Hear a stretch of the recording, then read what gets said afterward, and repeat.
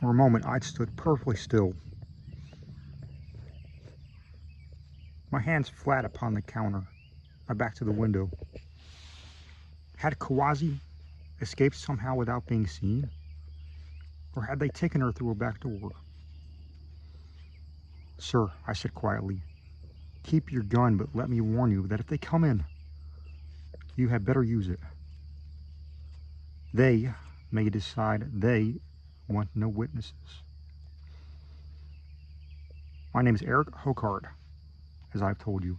Remember when the inquiries are made. If the law does not investigate, I have a friend who will.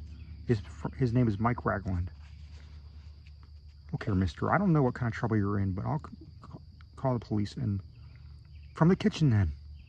If you pick that telephone, they will kill you." "Who's they?" He peered past me.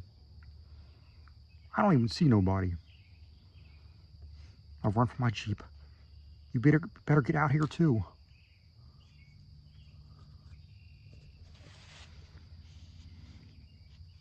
Mike Ragland put down the daybook and swore softly, bitterly. He glanced again at the book, frowning. The daybook he had written for Eric himself had been written for Eric himself until he evidently got the idea it would be the easiest way to communicate with Mike what had taken place. Quickly, Mike checked his haversack and his gun and slipped his boot knife into place. As he stopped in the doorway, he took care to check the position of his car. Several other vehicles were parked nearby, but all seemed empty, and there were no cars he did not recognize. He went to his car, got in, and promptly locked the doors after checking behind the seat, and then he backed out and headed for the highway. He paused at the security gate. "If anybody asks for me, you don't know whether I'm in or not," he told the guard. Several times he checked his rearview mirror, but saw no evidence he was followed. Hours later, he pulled into the small Utah town looking for the cafe he remembered from previous visits. It was gone. On the site were a few blackened timbers and still rising whiffs of smoke. Up the street was another cafe that had closed on his last trip due to a slackening of business during the off-season. It was open now. With another careful look around, he parked the car where he could watch it and went inside. 3 Navajos sat at the counter drinking coffee, and a truck driver was finishing a meal. His rig stood outside, close to the pickups he belonged to the Navajos. There was a girl sitting alone at the back booth. He dropped into a seat not far from her. When the waitress came for his order, he commented, "Looks like you had a fire up the street." "I'll say. They put my girlfriend out of her job. She was waiting tables on the morning shift, then the fire, and she's out of work." He ordered ham and eggs. "Anybody hurt?" "Jerry. He owned the place. He's in the hospital now, if you can call it that. The cook managed to get him out of there with their clothes afire. The cook was burned a little, but Jerry, he's in a bad way. They say he was hurt somehow other than the burns, and nobody knows much about it." "How'd it start?" "Who knows? The cook swears it started up the front." She went to turn in his order, and he glanced up at the girl in the booth. She was just sitting there with a cup of coffee in front of her. He looked again. She was very attractive, but subdued somehow. The waitress returned with his coffee. "You should have seen that fire. Like an explosion, almost. Only there wasn't any explosion, just a sort of puff. The whole building was gone in less time than it takes to tell it." "What's Jerry say about it?" "Him? He can't talk. The cook says there were at least 2 customers the last time he looked up front, and he looked because he was getting ready to close up. There was a girl and this man who asked Jerry for a gun. A gun? The cook heard him and stopped what he was doing to listen. Fine-looking man, looked like a businessman, but a mighty scared one. Jerry turned him down, of course. Nobody but a damn fool loans a gun to a stranger, or, for that matter, to a friend." "What then?" "All of a sudden, this girl was in the kitchen. The cook started to ask her what she was doing, thought she was doing, but She ran out the back door. The cook heard the front door close and headed back out front. And that's what happened. There was this sudden poof. And Jerry was knocked right into his arms, and the whole place was in flames. He dragged Jerry outside. What happened to the man who wanted the gun? The waitress shrugged. Ran off, I guess. His car's still here, keys in the ignition. Chief of police impounded it. He's got it over at the station. And the girl? The waitress's voice lowered, but she cast a meaningful glance at the girl in the back booth. Nobody knows, but she's been around all morning. Looks like she's watching for somebody. Mike glanced at the girl and her eyes met. He looked away. That man who asked for the gun, did he say anything else? Just something about him burning down, building. Something about him building down in the desert, but we all knew that. She went for his breakfast in return. This is a big country, mister, but there aren't that many people. Everybody usually knows what's going on and where. He's bought gas here in town, groceries, and sometimes he eats here.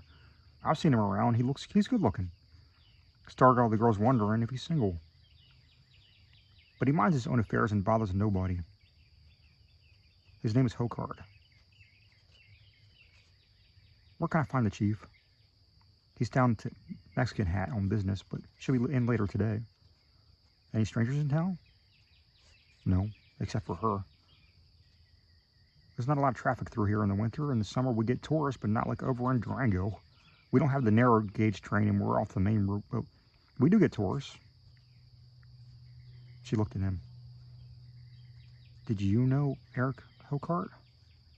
He hesitated for a moment. He's a friend of mine.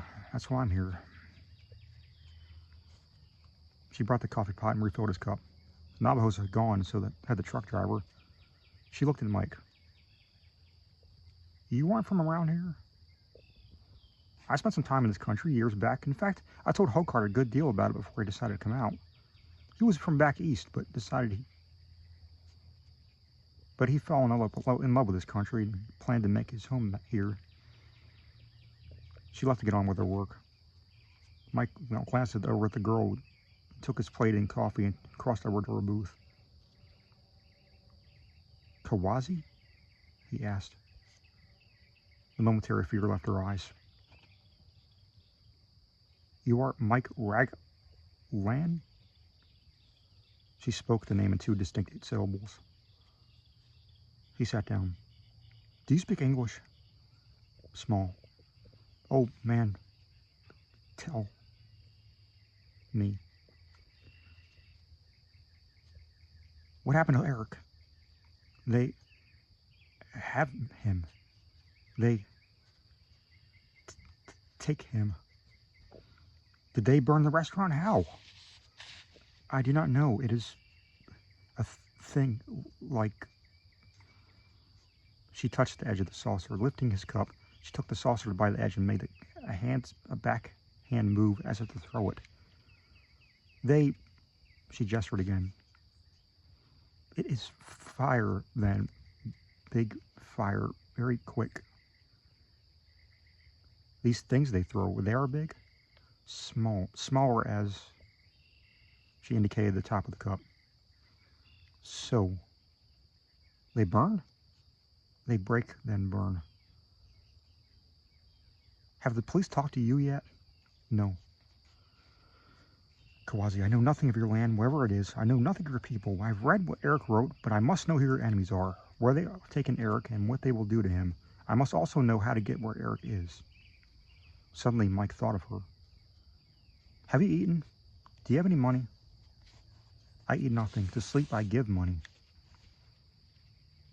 He motioned to the waitress to order for her.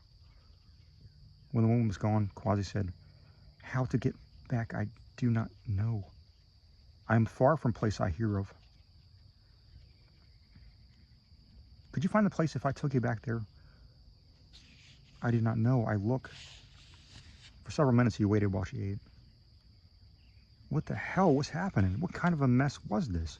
Certainly from Eric's notes in the Burn Cafe, he understood that these people, whoever they were dangerous. They were not playing games, but who were they? What were they? Tell me what you can. I know nothing. Long ago, Quasi made a sweeping gesture. My people live all about here. They cut trees to build house or for burn. They plant corn and squash. No rain comes. Year after year, not enough rain. No enough rain. Fierce people come. They kill our people, steal grain. Soon they camp nearby to steal whatever. We are not many. Some go away. Long time before we come to this place from another. We come from a place turned evil. We come to escape evil.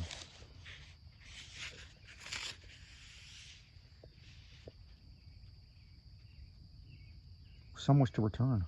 Two go back, and they say all is green there, plenty of rain, and only a few people are there, so we go back. It was against old beliefs, but our people feared hunger and fierce enemies coming down from the north, so we went back. Some went back. But the evil was still there. It had not gone. Our people had closed the top of their heads and could no longer hear the voices. Where's this place you went back to? Mike waited, half afraid of what he knew he would hear. It is on other side. I do not know what to say. What words? It is like this, only different. You said they went back. How did they go? There are places, openings sometimes, never always, places where you can go through to other side. The old man who tells me your words, he got through but never get back. He was a young man then. He was what you say, a cowboy. They come to look for him. Somehow they know he is on the other side. He is he keeps away from them. Somehow they do not know. They do not find him. I think he kills one man, but he finds ways to hide. He is there yet. Still there. Some of my people know. They help him, but he how you say, strong? He didn't know how to hide. Now, I did not think they look anymore. Maybe. I do not know. What do you call him? He is Johnny. Only Johnny. Your people were the cliff dwellers. The old ones, the Navajo call the Ananzai? Anasazi? Anasazi. Yes. Mike glanced out the window. The street looked the same as always. His truck was parked across the way, its driver coming toward the cafe. His own Jeep was in plain sight. Two local men stood across the street talking. All seemed to be usual. What was he to do if they'd taken Eric back to where back was? That he was gone, perhaps gone forever. What will they do with Eric?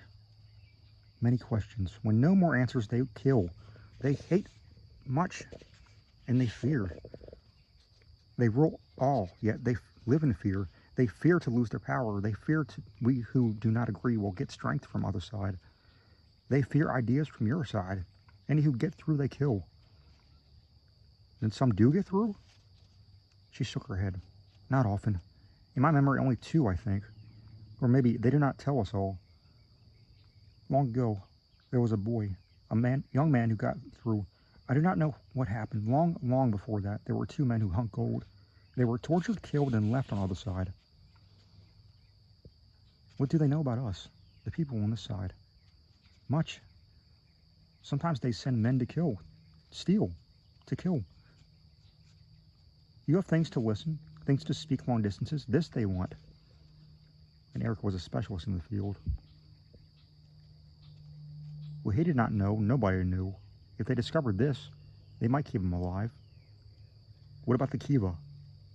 It is a mystery place. Long ago, stories say it is a secret way to pass through. The Kiva is a sacred place, but evil men close it up. Now they want open. She sipped her coffee. I think they make house now. I think they want always place, an all-time open place to go and come. Mike watched the street, trying to bring his thoughts back into focus. What was going on here? Was this real, or some elaborate codes? He knew nothing about physics, but he knew such things were said to be possible, that parallel worlds could exist. At least some believed they could. He had seen things in Central Asia and Tibet. Could there be a connection? He doubted it. Eric's cry for help must be heeded. Whatever else might or might not be true, he was in trouble, and he had called on Mike for help. Over there, after people went back from here, what happened? She shook her head. I know little. For a time they lived as always, then changed. It was my ancestor who began it. He was a very young boy then, by himself. He built a larger dam to save water. He grew fine crops. He found new ways to do things. He created devices. What you call machines to do things? The evil ones decided he was bewitched and killed him. They could not kill his thoughts. Those who killed him began to use his magic. They built stronger walls and larger houses, and they built other dams, and then they made laws to say who can have water and when. People accepted the laws because they were good, and they kept away much trouble, but the ones who said yes or no on water soon made other laws which were not good. So some of us left them and went to a new place to live as we always had. So they came against us because we did not obey. Some they killed, and some they took as slaves, but then they found a place where my ancestor had worked on building things, and we found some other things that he had made, and some he had begun to make. We used these things to fight them, and they left us alone. Johnny helped. He said his ancestor was another Da Vinci. Da Vinci? Leonardo da Vinci was an artist who invented many things. I think so. You've come from over the other side. What? Have you done this often? It is not permitted. Somehow they know. I do not know how, but instantly they know. If one comes through, he is seized. They do not rest until he is taken. What about those who rule? Do they go over? They say no, yet sometimes do. Or once they did, and then a great water covered the place, and for a long time they could not until Eric opened the kiva. But there are other ways. He who drew the line on Eric's blueprints must have come some other way. There are sometimes ways. I do not understand, but sometimes there are openings. That is how I am here. The Great Water was probably what we call Lake Powell. We built a dam to stop the water of the Colorado and drown most of what was Glen Canyon. They were both silent. His eyes sought the street. Suppose they came now. What would he do? I must help him, he said. You cannot. They have him. Where will they take him? It is a bad place, a place of fear. It is an old place, a place where that was there before we entered into the fourth world, your world. I have not been there, but he who was my mother's father knew it. She looked at him with sudden realization. Now it is you they must take. They must have you. They wish none to know their world exists. Now you do. And you also. She shrugged her shoulder. Now they know of me, but I am hated. I am wanted most of all. I am head of family now, of clan. They look to me that I am descended from he who had magic. The old one who made many things. I must go back. There's the kiva. No, that is their way. They will watch, and they are very near to it. But you came.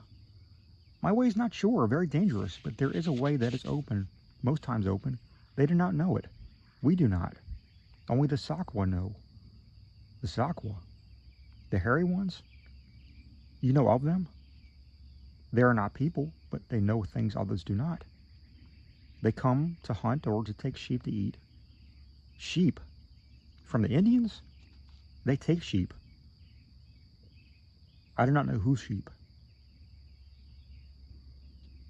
He finished his coffee. We better get away from here and do some planning. Reichland started to rise, but a hand dropped on his shoulder. He glanced up. The man was stocky, strongly built. He wore a badge. Mind? I have a few questions for the lady, for you too, for that matter. He turned and called to the waitress. Marie, another cup of coffee. He glanced from one to the other. I'm Gallagher. I'll ask the questions.